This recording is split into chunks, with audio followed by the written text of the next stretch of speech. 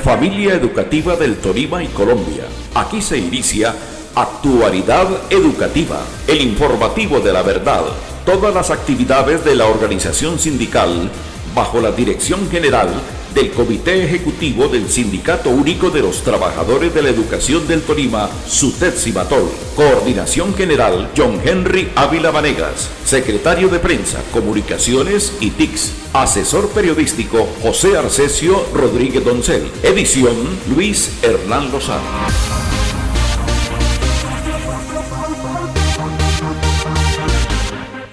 Señoras y señores, bienvenidos a Actualidad Educativa, el espacio institucional del Sindicato Único de Trabajadores de la Educación del Tolima, SUTED-CIMATOL.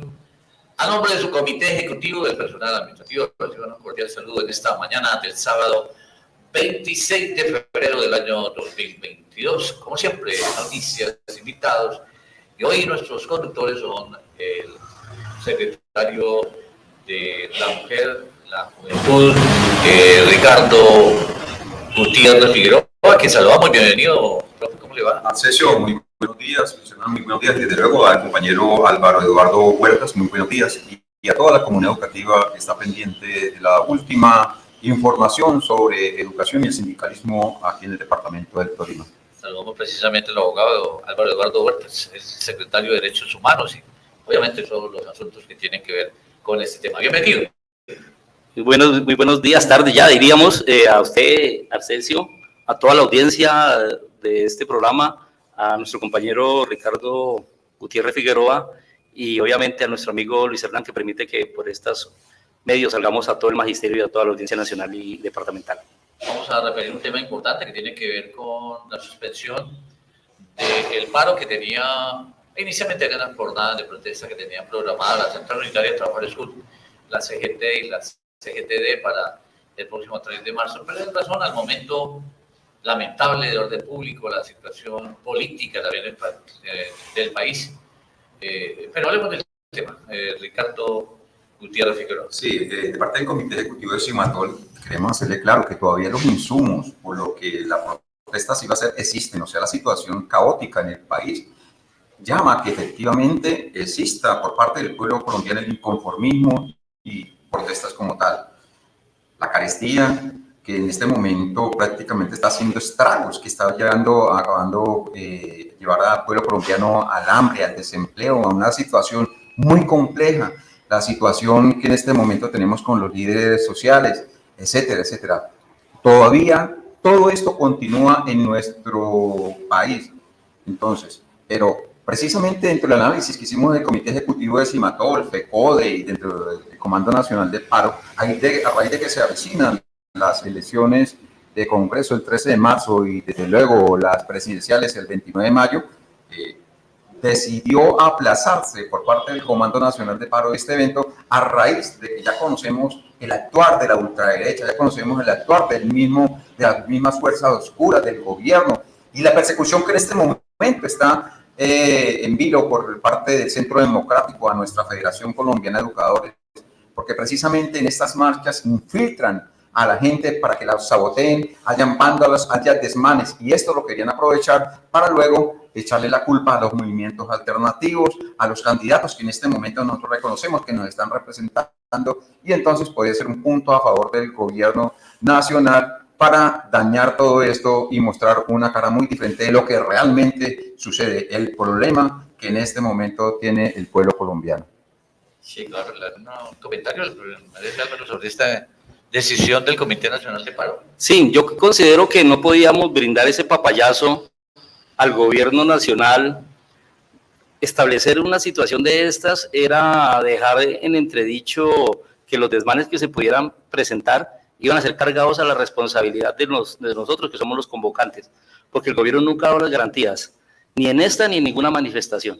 Y esto pues sería una situación preocupante porque pues iríamos a cargar con el INRI y con la Cruz de que entonces fueron los responsables de estos desmanes, las organizaciones y las centrales que participaron, convocaron, cuando los que siempre se infiltran, y ya ustedes saben, son las personas que no corresponden a las organizaciones sindicales, sino que van a participar para desvirtuar el derecho a la protesta, a la huelga, el cual nosotros lo vamos a seguir reivindicando como lo establecen los convenios internacionales y como lo hemos defendido siempre en defensa del derecho a protestar dignamente, de manera pacífica, como lo hacen los educadores, porque los educadores nunca salimos a las calles con capuchas en la cara y mucho menos como ha querido tildarnos de que somos los promotores de grandes desmanes. Por el contrario, llamamos a la paz, al cumplimiento de los acuerdos, porque desafortunadamente, hay que decirlo, no se han cumplido ni siquiera en el 30 o 40% cuando ya hay firmado un pliego a nivel nacional y pliegos regionales.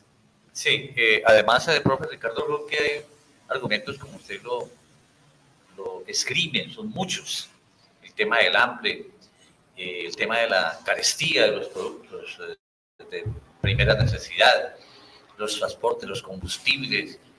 Ahora el argumento del gobierno va a ser que por la guerra en Ucrania pues van a tener que subir mucho más los combustibles y otros productos que vienen precisamente de Europa. Son muchos los argumentos. Sí, pero usted lo acaba de decir, en primer lugar ya lo advirtió, ya lo advirtió el gobierno, el ministro de Hacienda ya advirtió que iba a haber todavía una carestía más a raíz de que la guerra con Ucrania de una u otra manera afectaría al pueblo colombiano. Y mire, y también debemos de tener en cuenta que a los maestros nos está afectando, pero no porque lo diga yo, porque lo diga Álvaro, porque lo diga César, sino cuando usted va a la tienda, cuando usted va al supermercado, cuando va a hacer cualquier compra, efectivamente se ha dado cuenta que el dinero ya no le alcanza, que la pérdida de capacidad de compra en este momento es muy baja y entonces usted no tiene la capacidad para eso. Entonces, nuestro pequeño reajuste salarial, que gracias a la pelea que ha dado FECODE, prácticamente ya se está perdiendo porque no nos alcanza absolutamente para nada. Y como viene la situación, pues es peor. Entonces, compañero maestro, la situación es muy tenaz con todo lo que está sucediendo en este momento por culpa del gobierno que no tiene una política económica real para poder proteger al consumidor. Bueno, y nos pregunta precisamente aquí por nuestras líneas WhatsApp, ¿será que el gobierno sí cumple este mes con el tema de... A todo el mundo le subieron el sueldo. Ahorita para el gobierno los colombianos de a pie somos millonarios, nos dieron 1 millón de pesos de sueldo. No, y como decía por ahí alguien, nos ganamos 30 millones de pesos mensuales, un candidato de esos que no sabemos en qué país vive, cuando lo que hemos señalado aquí, lo hemos comentado y lo seguimos ratificando, la pérdida de poder adquisitivo. Ya hay que sacar 4.000 pesos colombianos para que nos den $1 y 4.500 para que nos den €1. Y usted va a la tienda y ya con eso no compra nada, absolutamente nada. Y cuando hay una pérdida de nuestro agro, hay una crisis alimentaria, una inseguridad alimentaria, se importan más de 15 millones de toneladas de alimentos y ahora con esta guerra que se viene, pues vamos a quedar en una hambruna grave. Los 13 millones de miserables que hay en Colombia se van a aumentar y la pobreza que está en más de 20 millones, pues se van a aumentar esos números de personas. Desafortunadamente eso es una política equivocada de este gobierno. Esperemos que en las urnas revertamos esa situación y obviamente aprovechemos de que estamos en modo elecciones para invitar a que voten por los candidatos alternativos al magisterio y al pueblo colombiano. Disculpas, eso precisamente lo que habla Álvaro. La convocatoria en este momento, entonces, esa marcha, o sea, el inconformismo existe, pero ¿de qué manera controvertimos eso? Invitamos a la marcha del próximo 13 de marzo. No podemos tener únicamente el escenario, las calles, llenar de multitudes, ir a protestar, etcétera, etcétera, hacer todas las actividades como sindicato y como revolucionarios, y más que revolucionario, como un colombiano que en este momento está sintiendo el rigor de esas políticas neoliberales. Debemos de buscar una alternativa, y la alternativa, como lo ha dicho el compañero, de manera pacífica, es volcarnos el 13 de marzo a las urnas, a votar por aquellos que efectivamente han demostrado que han estado con nosotros en las calles, que han estado en el escenario de debate, que han demostrado efectivamente que comparten nuestro pensamiento, comparten nuestra idea. Entonces, este 13 de marzo teníamos que ir a depositar y a ver de qué manera cambiamos este país, la presidencia. La oportunidad es muy grande en este momento, con todo respeto, con Gustavo Petro a la presidencia está al alcance y es muy posible, compañero, pero tampoco debemos de llenarnos de triunfalismo. Debemos de una u otra manera volcarnos a llenar esto. Recuerden que el 13 de marzo le van a entregar tarjetones de consulta presidencial. Hay movimientos como la Coalición Esperanza, como el Pacto Histórico, que ellos tienen consultas para la presidencia. En el Pacto Histórico, hablo personalmente, estamos acompañando al compañero Gustavo Petro. Pero ¿qué vamos a hacer también con un presidente que no va a tener el respaldo como corresponde dentro del legislativo? Y dentro del legislativo también hay unos candidatos, hay unos compañeros profesores, está el compañero Nelson Alarcón, está el compañero Rivas, están unos compañeros que han estado en la batalla y en la pelea. Entonces, bueno, pues ahí está precisamente el debate político, para que, no politiquero, sino político, para que efectivamente demostremos que hay compañeros que también pueden ir a llegar a representarnos y no dejar solo lo que está pasando en el Perú y puede pasar en el Chile, sino que efectivamente esa protesta y esa rabia que tenemos la llevemos a las urnas. Allá es el debate para que efectivamente podamos respaldar a aquellos compañeros que han demostrado coherencia con nuestra lucha. Sí, como dice Álvaro, no salgamos el 13 a la marcha, salgamos el 13 a votar. Claro, es que hay que manifestar el inconformismo, y todavía en estos espacios pequeños dentro de esta democracia, porque no es una democracia plena, porque sabemos todas las dificultades que tenemos, porque inclusive estos espacios que son alternativos debían de tener en una democracia digna unos espacios que nos garantizaran llegarle no solamente a los maestros, sino a toda la ciudadanía. Pero como no tenemos el pulpo económico para poder pautar en las grandes emisoras y en los grandes escenarios, ni tener un programa televisivo, pues nos toca recurrir a estos medios alternativos. Pero sabemos que ustedes nos ven y nos escuchan, y obviamente al magisterio particularmente y a su familia. Somos 350.000 educadores. Arcesio, multiplique eso por 3, por familia. Somos más de 1 millón de ciudadanos. ¿Cómo no vamos a tener para elegir al menos 5 senadores y obviamente un presidente alternativo? Claro, claro que sí. Bueno, pero ¿por qué se suspende la jornada del próximo 3 de marzo? Le consultamos al presidente al directivo de la Central Unitaria de la él fue presidente y estuvo aquí en estos días visitando, escuchando los diferentes candidatos, voceros de los diferentes partidos alternativos, para que la gente tome conciencia de la necesidad, como usted lo refieren los dos, de tener realmente quien respalde al próximo presidente que tenemos como máximo candidato, la gente del pobre, la gente del pueblo, la gente inconforme, que es Gustavo Petro. Diógenes Orjuela, esto nos comentó sobre por qué se suspende la jornada del 3 de marzo. Bueno, como primera medida hay que señalar que para el 3 de marzo nunca habíamos definido un paro, se habían definido unas movilizaciones, finalmente unas concentraciones en las principales ciudades del país contra el hambre, contra la carestía, y responsabilizando a Duque, a su partido, a los partidos de gobierno, al modelo de 30 años de neoliberalismo como los responsables de esta crisis que se está dando hoy en el país. Oídas diferentes opiniones y mirando el clima de violencia que se ha generado en Colombia, acciones de terrorismo y de violencia desde diferentes orillas, hemos decidido que el próximo 3 no haremos concentraciones. Hemos aplazado las concentraciones del próximo 3 de marzo, las discutiremos qué hacer después del 13 de marzo, porque no queremos que de ninguna manera se mezcle el Comité Nacional de Paro con estos actos de violencia, con estos actos de terrorismo, y menos que se llegue a haber la percepción dentro de la opinión pública que estamos generando procesos adversos al proceso electoral. La movilización grande que estamos invitando desde la CUD, desde el Comité de Paro a los colombianos, es que el 13 nos vamos a movilizar hacia las urnas a votar por el campo alternativo, que han sido nuestros aliados en todas estas batallas, la coalición Centro Esperanza y el Pacto Histórico. ¿Cuál es el mensaje a propósito de estas elecciones con la situación de los colombianos, de la comunidad pobre de ese país? Tenemos un país sumido en la peor de las crisis. En lo económico, todos los índices son absolutamente negativos, son absolutamente graves, ¿sí? Lo único con lo que el gobierno hace Alaraca es un crecimiento que, comparado con el de 2020, termina siendo una información falsa, porque era lógico que hubiera un crecimiento grande, índices de pobreza enormes, índices de deuda externa ya impagables, situación de devaluación la más grande del mundo, con un peso absolutamente devaluado que agrava la situación por la crisis de ser un país importador. Tenemos una situación supremamente grave en materia de derechos humanos, supremamente grave en términos de cumplimiento de los acuerdos de paz, supremamente grave en todos los niveles en general de la democracia, en el manejo del COVID, etcétera. En esas situaciones que nosotros le decimos a los compañeros que ha llegado la hora de que otros sectores alternativos, buscando un modelo diferente, puedan llegar a la dirección en el Congreso de la República y a la dirección del Estado. Ahí está la posición también del vocero de la Central Unitaria de Trabajadores CUT a nivel nacional, Diógenes Orjuela. Pero también consultamos al presidente de la FECODE a propósito de esta semana hubo encuentro nacional de las Secretarías de Comunicaciones y Prensa de todos los sindicatos filiales de la Federación Colombiana de Trabajadores de la Educación FECODE. William Melandia, y la jornada suspendida del próximo 3 de marzo.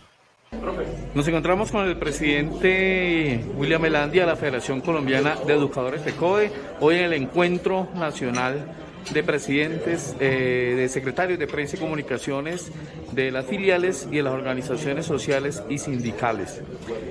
Presidente, muy buenos días, bienvenido al espacio de Subtes Cimatol. Para los maestros, es importante esta decisión que se toma de manera unánime frente al proceso de movilización que se iba a dar el próximo 3 de marzo.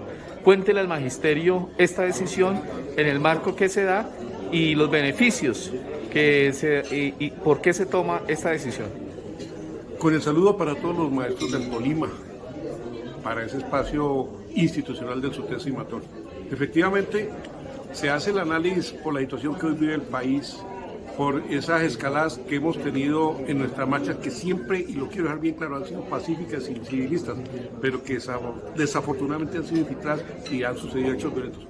Por eso, para este 3 de marzo, que con justeza se tenía programada esa protesta por el alto costo de la vida, por el tema de la violencia que se ha desatado contra los líderes y lideresas, por el tema de la estigmatización y la violencia contra la misma Federación Colombiana de Trabajadores de la Educación, con la misma justeza porque se cumplan los acuerdos, pues decidimos sumarnos a esa decisión del Comité Nacional de Paro de aplazar las actividades programadas para el 3 de marzo. Y en consecuencia, pues seguiremos estando atentos a los ejercicios de movilización pacífica y civilista, como lo hemos caracterizado, que pues por el momento, por la escalada terrorista que hoy tiene el país, por las condiciones en que se encuentra nuestra patria y de cara a esa expectativa para sumar voluntades de participación masiva en las próximas elecciones, pues decimos al pueblo colombiano, vamos a estar tranquilos, vamos a seguir con nuestras protestas de manera Facebook Live, publicidad, comunicados, pero no va a haber movilizaciones, no va a haber marchas, no va a haber concentraciones y en consecuencia sí invitamos a que este 13 de marzo haya esa gran jornada nacional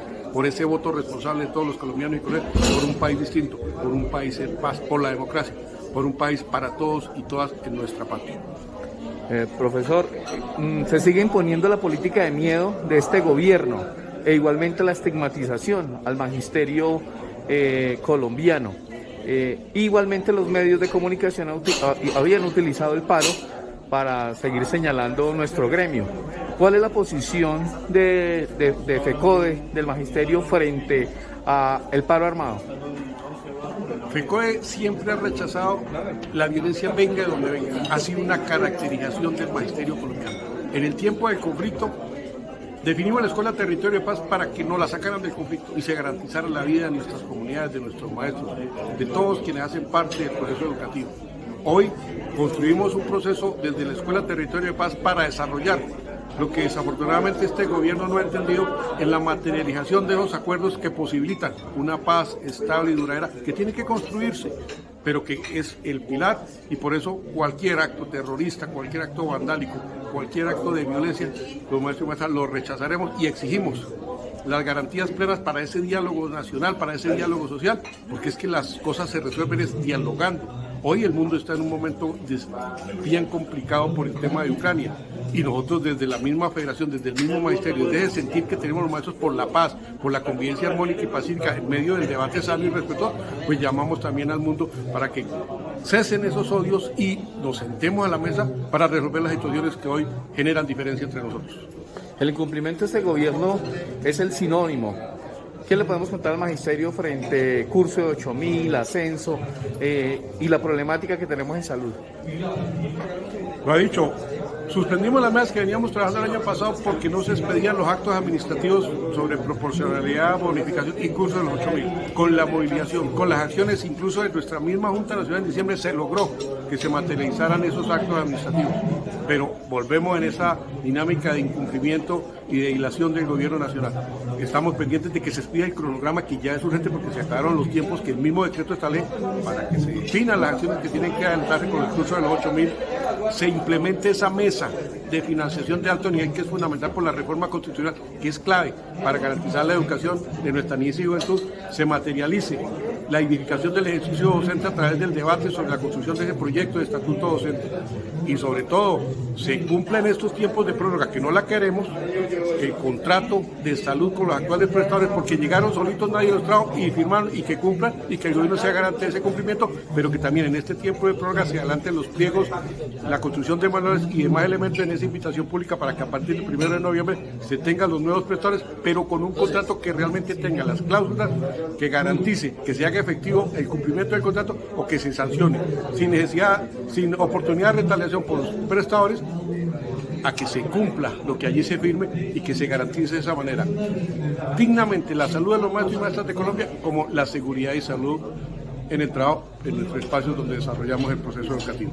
Y tenemos el mensaje que envía a todo el magisterio colombiano el presidente de la FECODE, William Belandia. Seguimos en lo regional, pues porque a nivel nacional también viene un evento muy importante, que es la celebración del Día de la Mujer. Y pues le corresponde a esa secretaría a profe Ricardo Gutiérrez Figueroa. ¿Qué se ha previsto? ¿Qué se ha coordinado para que las maestras de Ibagué particularmente celebren su día y a nivel departamental que se ha planeado? Sí, efectivamente, el Comité Ejecutivo de Cimator, como siempre, todos los años conmemora esta fecha, el Día Internacional de la Mujer Trabajadora, y desde luego invitamos a las maestras para que participen de todas las actividades que de una u otra manera el Comité Ejecutivo ha programado. Nosotros el 8 de marzo estaremos haciendo un Facebook Live desde el Colegio San Simón para que todas las compañeras se unan a través de la red y desde luego puedan participar también de lo que nosotros vamos a hacer de este día, el 8 de marzo. Asimismo, a las compañeras de Ibagué, la asistencia hacia el Colegio San Simón, donde también hicimos esta tarea conjuntamente con la Secretaría de Educación del municipio, donde habrán actividades alusivas a la conmemoración de esta fecha. Es importante también recalcar que de una u otra manera sigue la discriminación de la mujer y siguen una cantidad de situaciones que en este momento la gran mayoría de mujeres colombianas, de maestras, están en una situación muy compleja, muy difícil y por lo tanto la importancia para que nosotros continuemos unidos contra las mujeres y efectivamente acabemos con ese patriarcado para que tengan los derechos como realmente se merecen todas las mujeres del departamento. Entonces, compañeras maestras, ya por parte del Comité Ejecutivo se solicitó el permiso y ya dentro de lo que se negoció, tanto con el municipio como el departamento, debe existir la garantía para que las compañeras puedan asistir a este evento. Por eso el 8 de marzo las compañeras únicamente son las maestras las que no tendrán clases ese día, sino que estarán unidas al Facebook Live, y las compañeras del municipio de Ibagué las estaremos creando en el Colegio San Simón. Claro que sí, y esa igualdad de la que usted habla también tiene que tener un respaldo no solamente de ustedes que trabajan a la par con ellas en un gremio que levanta un país ignorante con dificultades precisamente para el desarrollo de sus actividades, pero es el mismo Estado y el mismo gobierno que tiene que garantizar el movimiento, bueno, no tanto laboral, pero sí el trabajo que cumple la mujer en el desarrollo del país. Hay mucha desigualdad. No, desde luego, la desigualdad inclusive dentro de las mismas labores, porque por ejemplo una maestra que tiene que pararse temprano, que tiene que atender los niños, que de una u otra manera, que tiene que estar, por todavía por lo que existe el patriarcado, ¿sí? De una u otra manera, el gobierno debe existir unas garantías para que ellas también tengan los niños en algún albergue o alguna localidad para que ellas puedan continuar dentro de su trabajo. Hablo de las maestras, hablo de otras condiciones que tiene la mujer y de derechos, de de natalidad, etcétera, etcétera, que el gobierno todavía no ha sido claro en este aspecto para que se podamos seguir defendiendo. O sea, las políticas a favor de la mujer todavía le falta un avance dentro del gobierno nacional y es la pelea que se está dando desde todas las secretarías de la mujer, en este caso del departamento de Tolima y desde luego desde la Federación Colombiana de Educadores. Sí, porque a propósito de, mire usted que en este país tan desigual la mujer cumple un papel muy importante, son mayoría. Sí, son mayoría, pero, sí, son mayoría, pero no tienen una representación ni en el Congreso ni en las corporaciones públicas de manera mayoritaria. Mire que ustedes deberían elegir sus senadoras, sus representantes a la Cámara, son mayoría en las urnas, donde quieran. Esa es una población, además que la mujer no solamente por su inteligencia, por sus valores, merece no solamente nuestro reconocimiento, sino nuestro apoyo en todas las actividades. Sí, tiene razón y de manera anticipada, pues felicitarlas a todas las mujeres, a las maestras, a las trabajadoras, a nuestras madres, a nuestras hijas, a nuestras hermanas, porque realmente, como usted dice, Arcesio, ha sido una situación por años. Hasta el 1954 se les permitió que pudieran votar y ahora todavía están luchando por sus derechos y desafortunadamente este es un país y una sociedad matriarcal donde el machismo prevalece. Se ha ido ampliando el espacio, no como quisiéramos, pero eso ha permitido ir avanzando en ese propósito, que tendrá que llegar a un momento, feliz término, para que haya la equidad. El 50% en las corporaciones públicas tienen que ser de las mujeres y el otro 50% de los hombres para que haya una equidad de género, para que haya equidad de género. Bueno, a propósito de igualdad y demás, ¿qué está pasando en Bilbao? Zona de Planadas, hay conflictos laborales. Sí, ahí hay una situación lamentable de convivencia laboral que se está trasladando a otros escenarios y Dios quiera que no se pase a mayores. Tuvimos la oportunidad de ir a conocer esa región muy bonita, próspera, que fue un escenario de conflicto y que hoy está en posconflicto, pero que desafortunadamente por la posición terca, obstinada de un personaje que gerencia o que administra una institución educativa, no permite que haya un diálogo y una concertación. Nosotros, y digo nosotros porque hablo de Cimatol y nuestra representación allá, que es el Comité de Bilbao, emitió una alerta temprana. Fuimos a brindarles el respaldo como lo hemos dado siempre para que hayan garantías sindicales para el ejercicio de su trabajo, pero desafortunadamente hay que decirlo, la comunidad educativa se ve obnubilada y se ve enceguecida porque consideran que un funcionario que tiene la obligación de invertir los recursos en educación en la institución educativa, entonces es el Mesías porque les lleva los recursos, cuando realmente eso es una región que ha tenido más de 20 años de atraso y ahora, producto de los acuerdos de La Habana, estas regiones PDF, como es la de Planadas y el corregimiento de Bilbao, pues se han visto favorecidas con una cantidad de recursos y se ve florecer allí la posibilidad de que haya la capacidad de una infraestructura en educación. Pero no es solamente el coco, la institución educativa, la infraestructura y las paredes, hay también un material humano muy importante que tiene que ser manejado con respeto, sin vulnerar los derechos, y desafortunadamente personas que no tienen conocimiento de las relaciones humanas y que quieren aplicar prácticamente la norma sin consensuar los espacios y violando el debido proceso, ha hecho que se vaya la comunidad direccionada de manera equivocada por parte de la directiva del establecimiento educativo contra los educadores.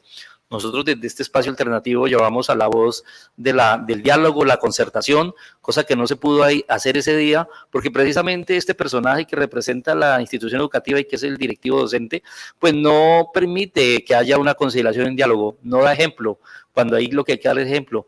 Si las alzados en armas se sentaron a la mesa y lograron un acuerdo con el gobierno, ¿por qué nosotros la sociedad civil, que estamos desarmados, porque no buscamos el diálogo y obviamente llegar a la concertación? Nosotros como sindicato seguiremos insistiendo en esto, iremos a los organismos del gobierno, de la Secretaría de Educación Departamental, a la Defensoría del Pueblo, y si es necesario a los organismos de control, porque se denunciaron también allí, Arcesio, presuntos malos manejos por parte de este personaje y las directivas del establecimiento educativo de Bilbao. A raíz de esto, nosotros como sindicato produjimos una circular fuera de la alerta temprana que produjo el comité sindical, y en el día del 25 se emitió una circular nacional, esto ya tomó ribetes nacionales, de la CUT nacional, donde firma el presidente Francisco Maltestello y José Diógenes Orjuela, secretario general. Rápidamente, Arcesio, si me lo permite, dice: la CUT rechaza señalamientos y estigmatizaciones a docentes en Bilbao, Tolima.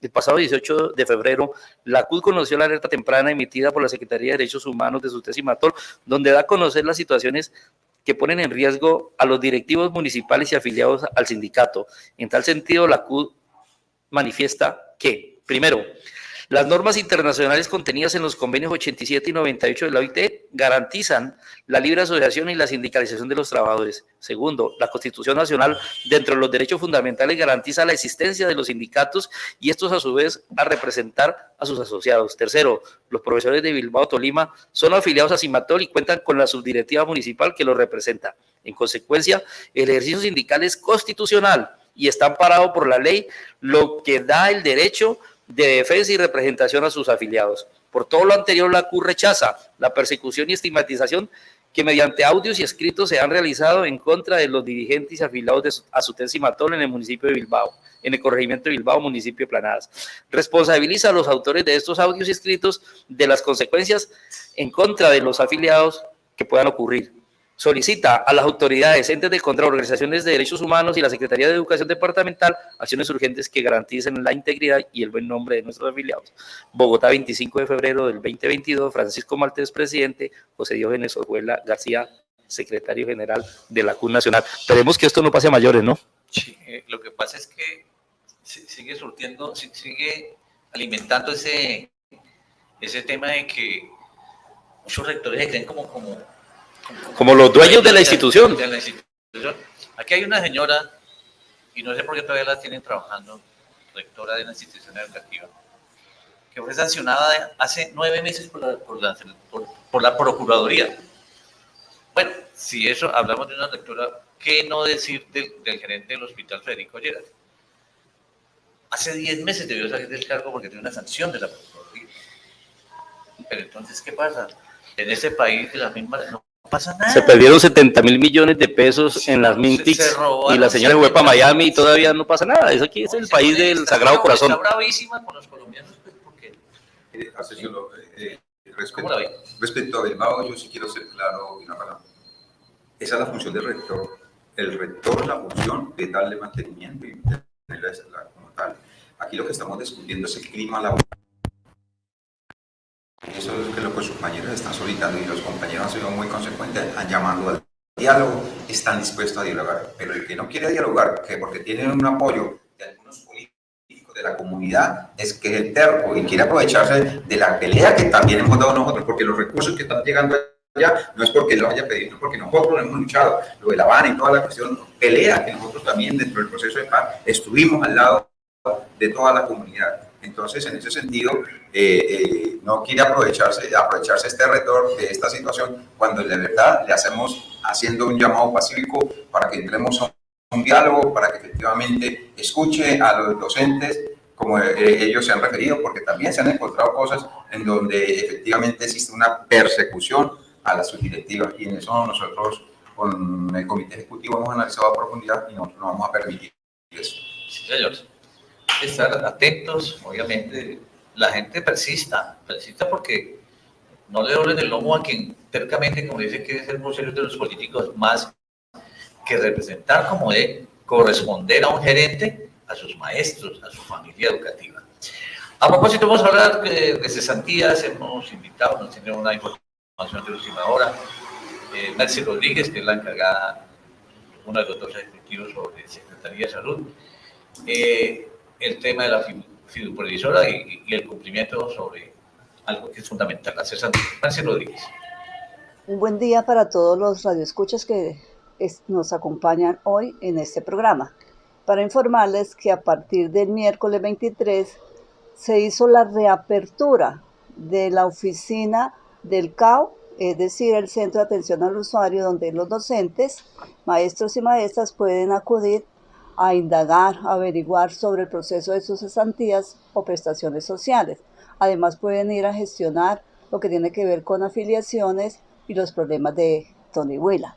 Esta oficina funciona en el local 110, edificio Fontainebleau, en la calle 37 con Quinta. Hacía más de 2 años que estaba cerrada. Entonces la invitación es que ya tenemos nuevamente este centro de atención al usuario es que acudamos a ese sitio, que allá los van a atender. El horario de lunes a jueves es de 8 a 5 p.m. y el viernes de 7 a 4 p.m. Obviamente que deben de llevar los elementos de bioseguridad para pues evitar, para seguirnos cuidando frente a esta etapa de contagio. Una buena noticia para el magisterio frente a la solicitud de prestaciones sociales.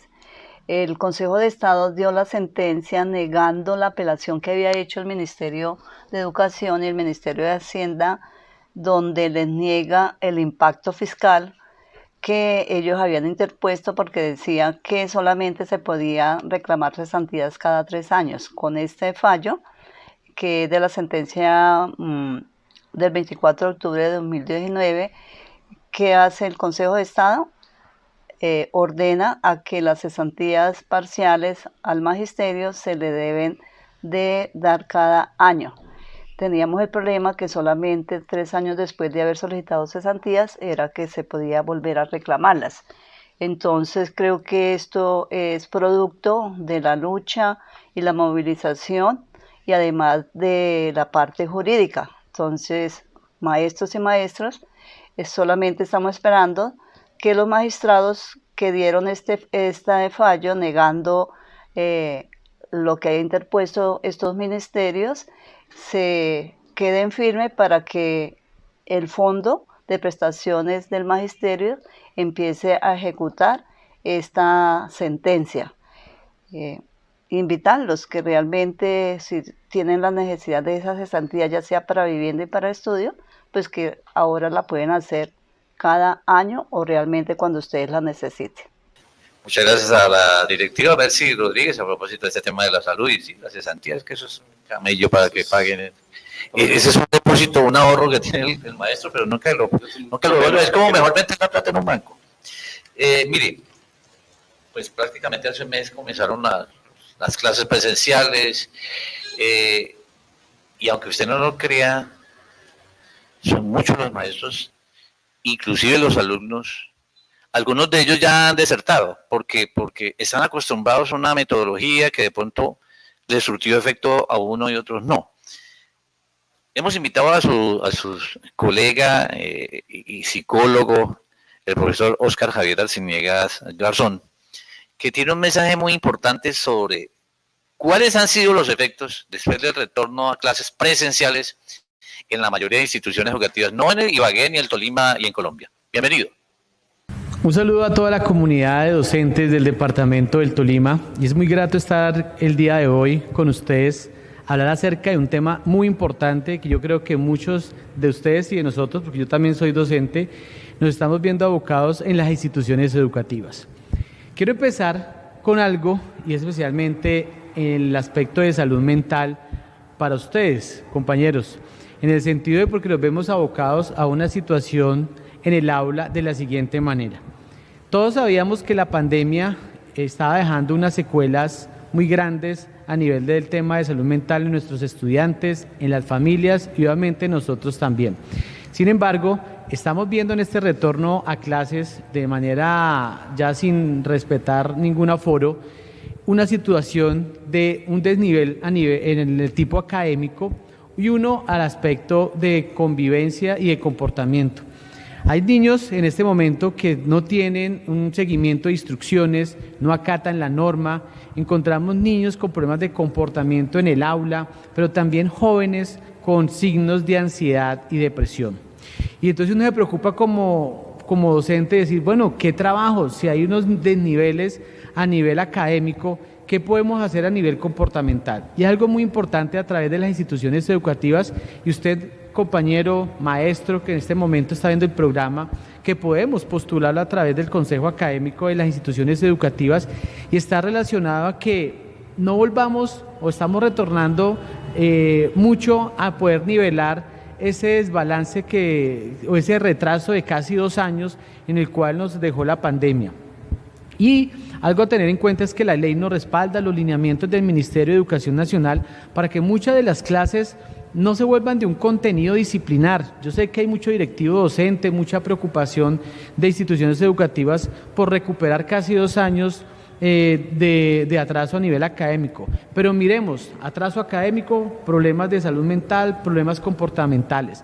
Por eso, la invitación que es, a través de los consejos académicos, poder llevar la voz y mencionar ese tipo de situaciones para que la institución educativa priorice y empecemos a trabajar ese componente conductual, ese componente comportamental y sobre todo muy acompañado de las familias. Porque un niño no va a poder avanzar académicamente si su comportamiento, si ese seguimiento de instrucciones, si ese tiempo de estar sentado, concentrado haciendo una tarea que usted le indica, no lo va a hacer.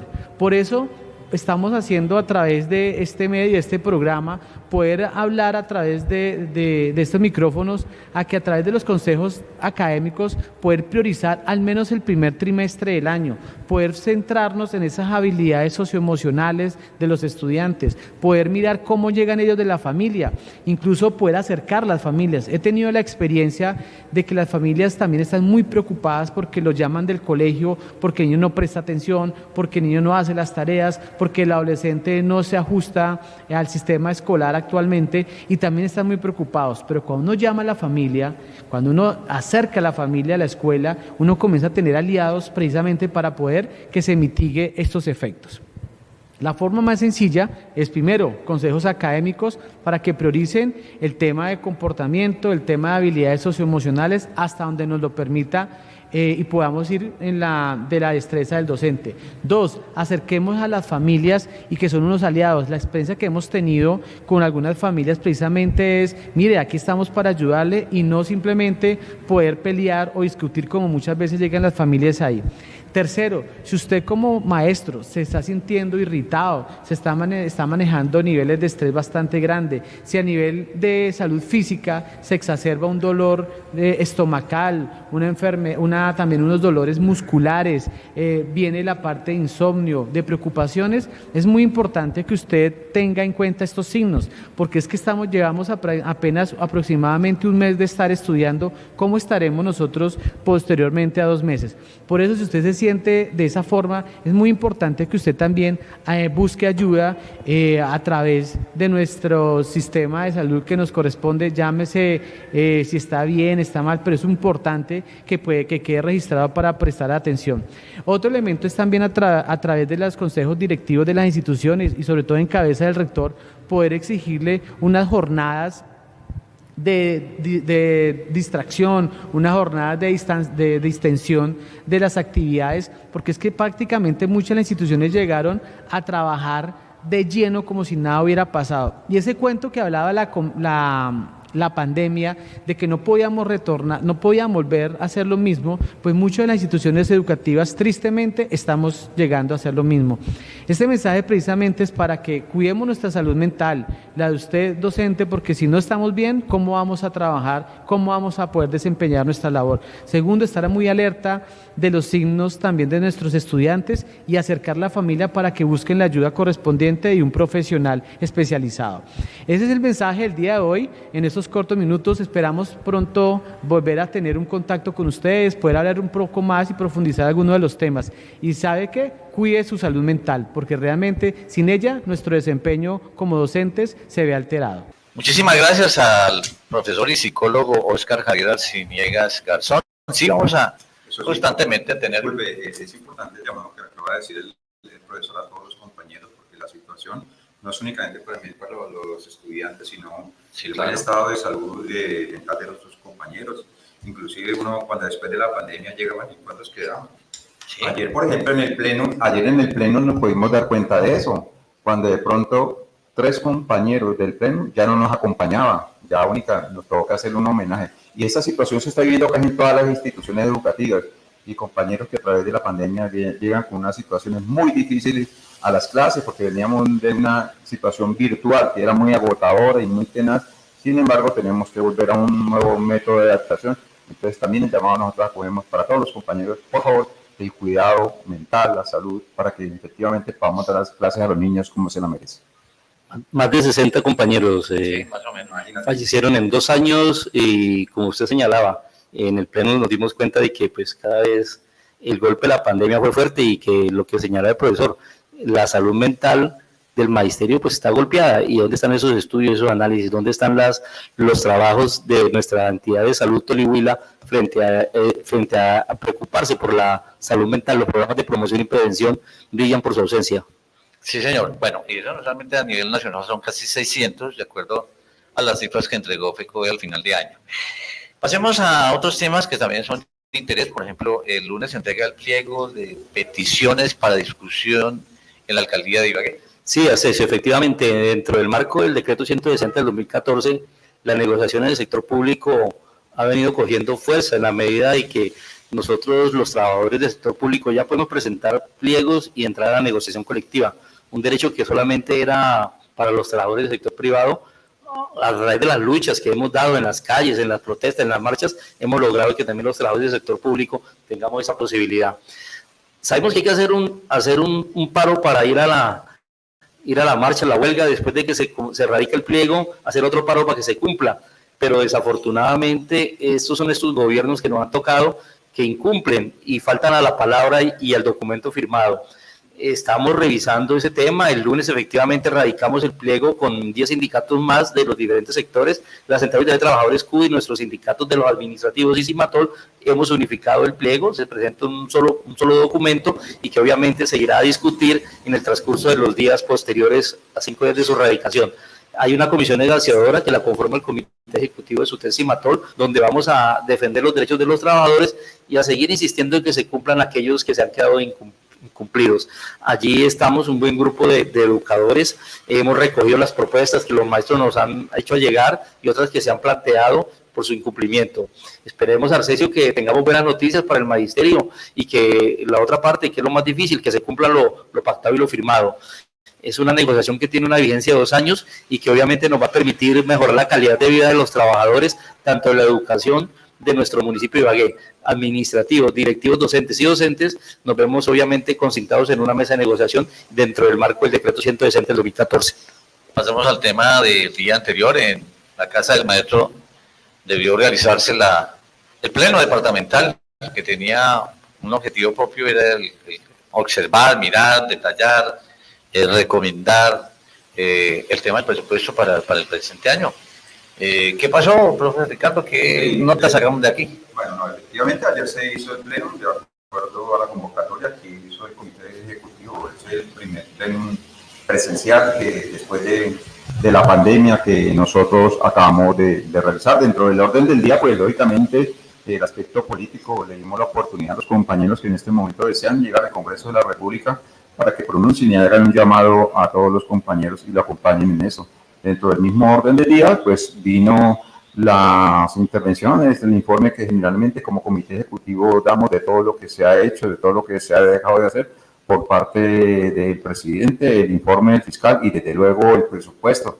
El presupuesto que se discutió y desde luego ahí hubo varias observaciones de todos los compañeros, pero se puso en discusión lo que como comité ejecutivo habíamos aprobado anteriormente. Entonces, en ese sentido, pues se llegaron posturas que desde luego como parte del debate nosotros debemos de reconocer y llegar a acuerdos para que efectivamente lo más importante del presupuesto, considero yo, y con todo respeto, es que el trabajo sindical se haga, el trabajo de huelga se haga, el trabajo de calle se haga. Eso es lo más importante para que efectivamente no haya faltado ningún rubro, para que en el momento en que tengamos que salir a la pelea, la hagamos como corresponde. Y eso es lo que hemos hecho y nosotros en el trabajo que hicimos durante el año cumplimos con todas las tareas, tanto convocadas por la Central Unitaria de Trabajadores, convocadas por la FECODE y desde luego las tareas que nosotros acá con los diferentes conflictos que tenemos dentro del departamento del Tolima y del municipio de Ibagué. Hicimos toda la tarea. Dentro de ello hubo una discusión acerca de por qué se infló el rubro y hay que reconocerlo. No se infló, sino lo que en este tema yo soy un poco ignorante, sino que se pasó y efectivamente fue porque estuvimos celebrando los 80 años del Sindicato de Maestros del Tolima y al celebrar esos 80 años, la verdad que nos desbordamos e hicimos bastantes actividades que efectivamente todos los del pleno que asistieron se pudieron dar cuenta que hicimos una conmemoración a la altura de la lucha de lo que es el Sindicato de Maestros del Tolima, Simatol.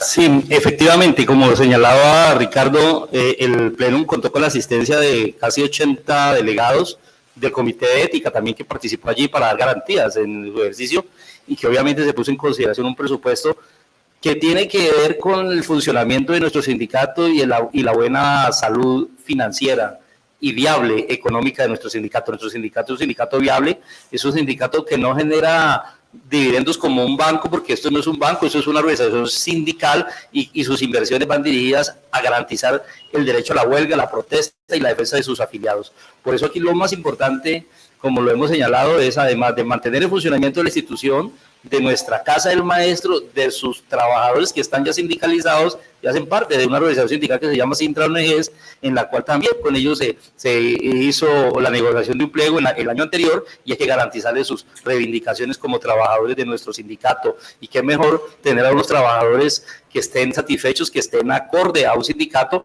que se les brinde sus garantías y obviamente eso ya también implica una participación en el presupuesto.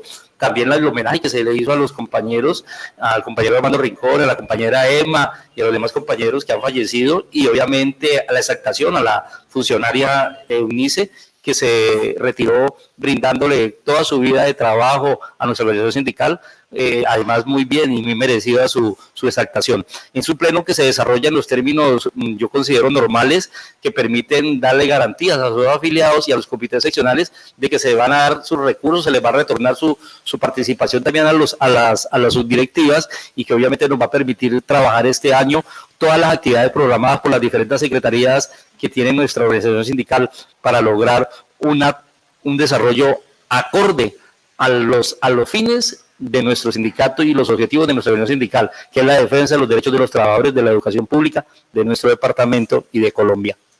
Muy bien. Seguimos aquí en Actualidad Educativa. Recuerden que todos los martes tenemos una cita con ustedes en nuestra página web www.simatol.org y es Café y Tertulia. Recuerden, este espacio se ve y se escucha por Onda Ibagué, La Veterana en el Líbano y la emisora del CRIP en el municipio de Ortega. Los jóvenes también opinan aquí en Actualidad Educativa. Lucía Cárdenas, ella es vicepresidente de la Asociación Colombiana de Estudiantes Acres. Aquí la tenemos como invitada en Actualidad Educativa. Muy buenos días, desde la Secretaría de Prensa y Comunicaciones del Sindicato de Maestros de la Educación del Tolima, Sortes y Matol.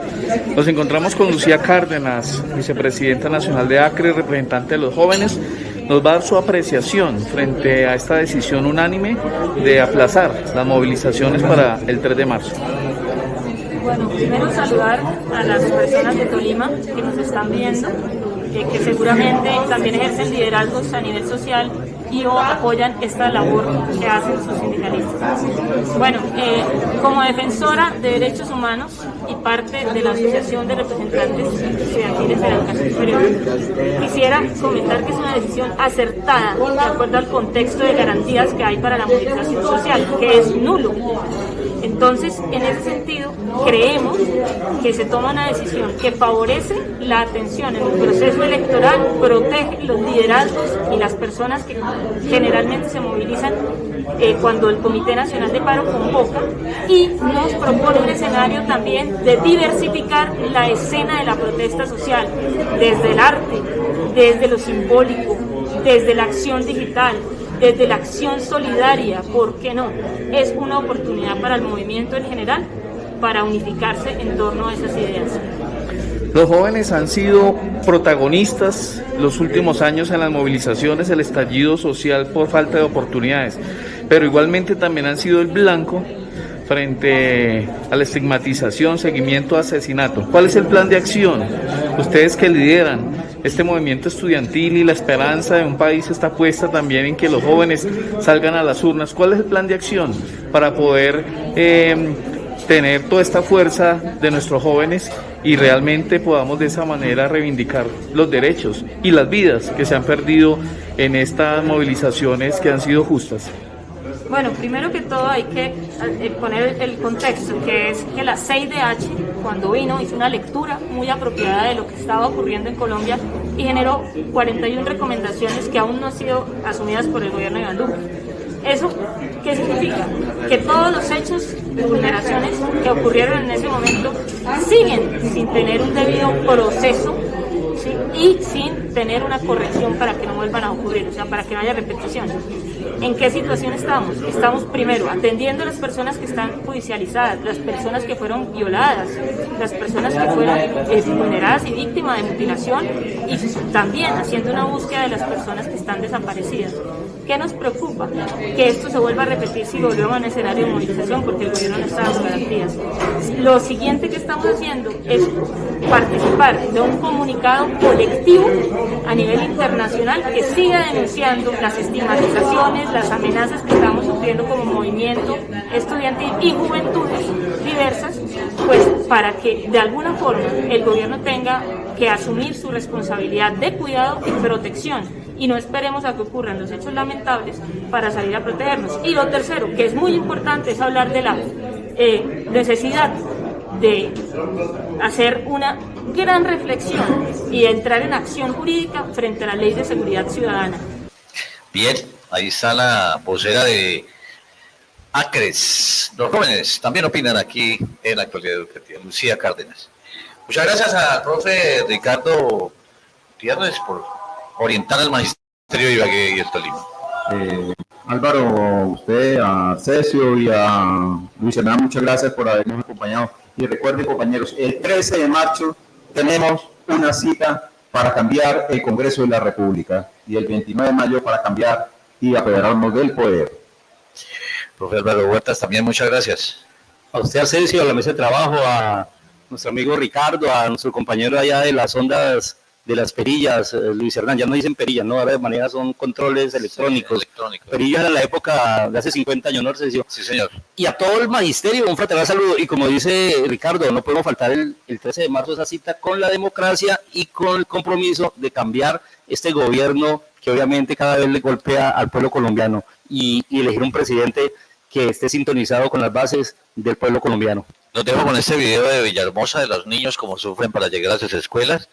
Son niños de la región de la Lorena Baja que tienen que subir hasta Platanillal porque allí el señor secretario de Educación nunca les envió ningún maestro. Tienen que pasar no solamente ese barrizal, sino pasar un puente colgante y se hizo viral. Ya está sobre las 16.000 visitas y también lo tenemos aquí en la actualidad educativa. Con eso nos despedimos. Si no la prensa estaremos acompañándolos en 8 días en actualidad educativa. Feliz fin de semana. Feliz fin de semana. Buenos días. Buenos días. ¿Cómo es su nombre? Laura. ¿Su nombre? Alejandro. Cuénteme, ¿para dónde van? Para la casa ya de estudiar. Sí. ¿Qué tal el camino? Muy mal, pues igualmente lo que pasa es que, pues mire cómo está y ya estoy enterrada aquí. Y pues para... ¿Ya esto es de todos los días o qué? Sí, todos los días lo tengo que pasar. Y dónde viven ustedes? por ahí arriba ahí toca pasar un puente y ese puente se mueve mucho. Entonces pues queremos hacer un llamado al alcalde para que nos ayude a mejorar la vía.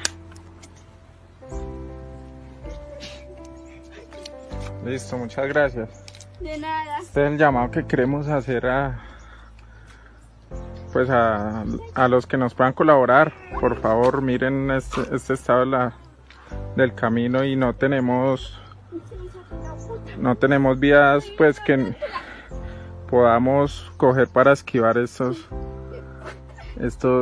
charqueros, picheros que tenemos.